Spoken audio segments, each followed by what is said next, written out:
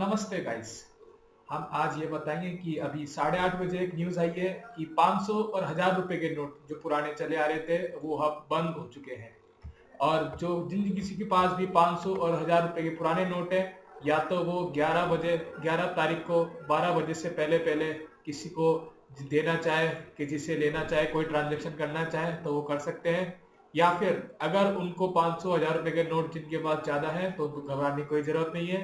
वो 30 दिसंबर 2016 तक किसी भी बैंक में जाके अपना कोई भी voter ID proof, pan card देके जितने भी नोट हैं सारे के सारे चेंज करा सकते हैं। लेकिन गवर्नमेंट ने एक लिमिट रखी गई है कि 4500 या 1000 रुपए के नोट ही एक आदमी एक टाइम पे करा सकता है। और अगर यदि विधि कोई आदमी 30 दिसंबर 2016 तक ना करा पाए तो उसके लिए एक और छूट दी गई है कि वो 31 मार्च 2017 तक करा सकता है, लेकिन उसके लिए उसको पूरा ID proof formal procedure follow करना पड़ेगा।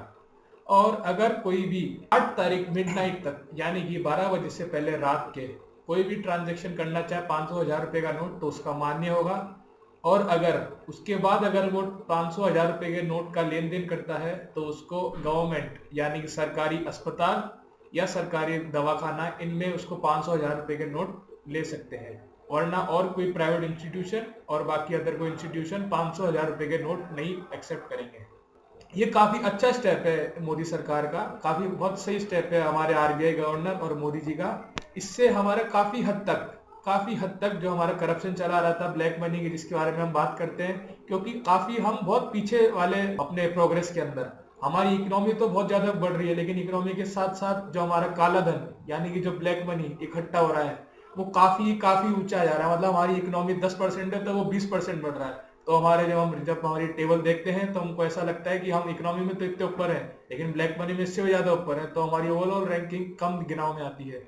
लेकिन अभी जो हमारे रिसर्च हुई है उसमें पता चला है कि हमारे को 1.25 लाख करोड़ का जो ब्लैक मनी है वो हमने निकाल लिया गया, यानी कि रिकवर हो चुका है वो। और बाकी ब्लैक मनी का भी कुछ अता पता नहीं है, कहीं अभी कहीं स्विस बैंक में रखते हैं, कहीं किधर रखते हैं छुपा के, और कहीं एग्रीकल्चर फार्म में लगा देते हैं, जिससे क्या होता है उनको ब्लैक मनी दिखाना नहीं पड़ता।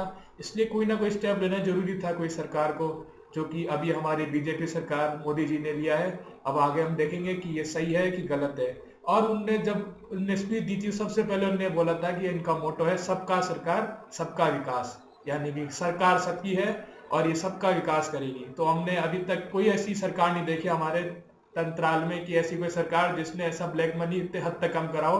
लेकिन अभी ये न्यूज आई है तो अभी देखते हैं इसका इम्प्लीमेंटेशन कैसा रहेगा, कैसे आगे बढ़ेगा।